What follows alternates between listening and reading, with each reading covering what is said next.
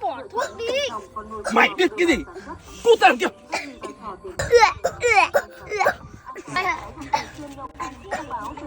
Anh đưa thuốc đây.